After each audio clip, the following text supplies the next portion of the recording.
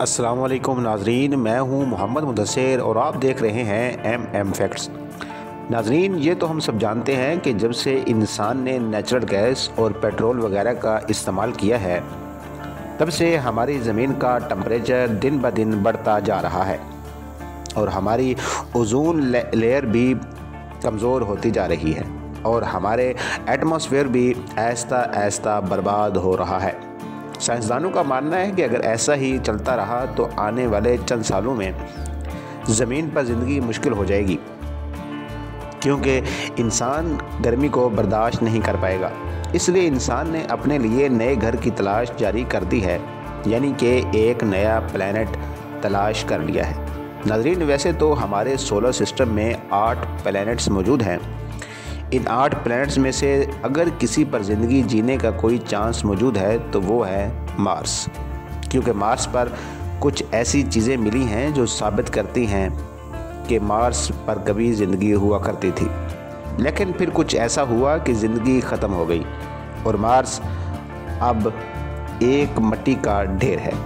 नाज़रीन, मार्स की मुकम्मल इन्फॉर्मेशन जानने से पहले आपसे रिक्वेस्ट है कि एक बार आप चैनल को सब्सक्राइब कर दें और वीडियो को लाइक और शेयर लाजमी कर दें। नाज़रीन, मार्स की कहानी शुरू होती है आज से करीबन 4.5 बिलियन साल पहले। ऐसा माना जाता है कि डस्ट और गैस ने मिलकर एक प्लैनेट बना दिया था जो कि सूरज से चौथे नंबर पर है।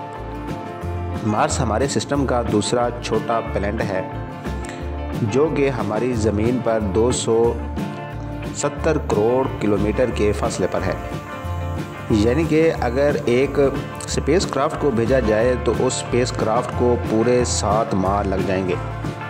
नाज़रीन, मार्स को रेड प्लैनेट भी कहते हैं क्योंकि मार्स सुर्ख रंग का नज़र आता है।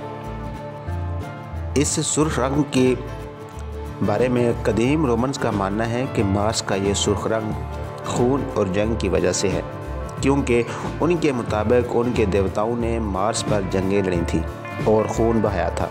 लेकिन अगर साइंस को देखें तो साइंस कहती है कि मार्स का ये सुर्ख रंग मार्स की मिट्टी की वजह से है, क्योंकि मार्स की मिट्टी सुर्ख है और वहाँ का एटमॉस्फेयर भी बहुत घना है जो कि सुर्ख रंग में बहुत मदद करता है।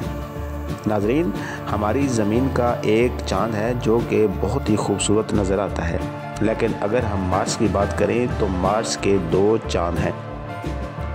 मगर दिलचस्प बात यह है कि मार्स के दोनों चाँद ज़मीन के चाँद से खूबसूरत नहीं हैं। इनमें से एक चाँद का नाम है फोबोस और दूसरे का नाम है डीमोस। दोनों चाँद मार्स के गिर्द घूम रहे हैं, मगर फोबोस आहिस्ता आहिस्ता मार्स की तरफ बढ़ रहा है। ऐसा माना जाता है कि फोबोस मार्स से टकराकर तबाह हो जाएगा या छोटे छोटे टुकड़ों में बंटकर मार्स के गिर्द एक रिंग बना देगा।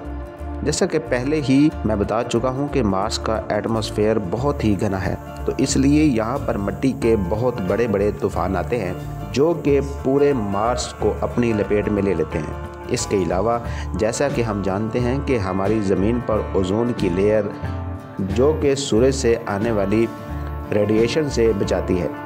अगर हम बात करें मार्स की तो मार्स पर कोई ओजोन की लेयर नहीं है, जिसकी वजह से ख़तरनाक रेडिएशन बरसती रहती हैं। यानी कि अगर मार्स पर स्पेस सूट उतारा दिया जाए तो आपके खून से बुलबुले बन जाएंगे, जिसकी वजह से फ़ौरन डेथ हो जाती है। अगर मार्स के साइज़ की बात करें तो मार्स का साइज़ हमारी ज़मीन से 6 गुना कम है। यानी कि हमारी ज़मीन के अंदर मार्स जितने 6 प्लैनेट्स आ सकते हैं।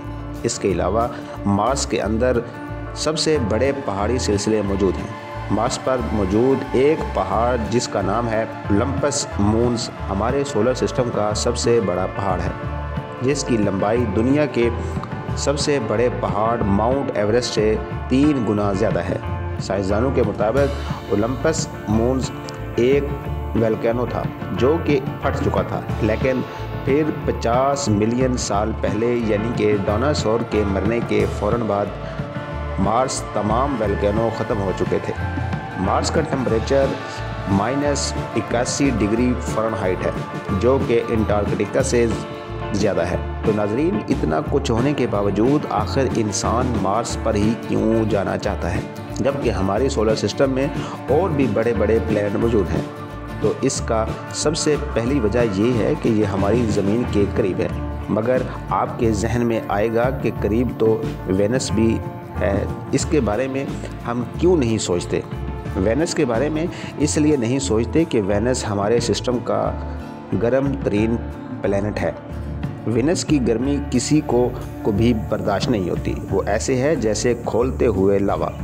اگر وینس پر انسان چلا بھی گیا تو انسان پگھل جائے گا، اس لیے وینس کے بارے میں نہیں سوچ سکتے۔ اگر جوپیٹر کو دیکھیں تو جوپیٹر اتنا خطرناک گیسز سے بنا ہے کہ اگر اس پر جانا تو دور کی بات، اگر کہ اس سے اوپر سے اڑنا بھی بہت خطرناک ہے۔ تو اس لیے ہم ان پلانٹس کے بارے میں نہیں سوچ سکتے۔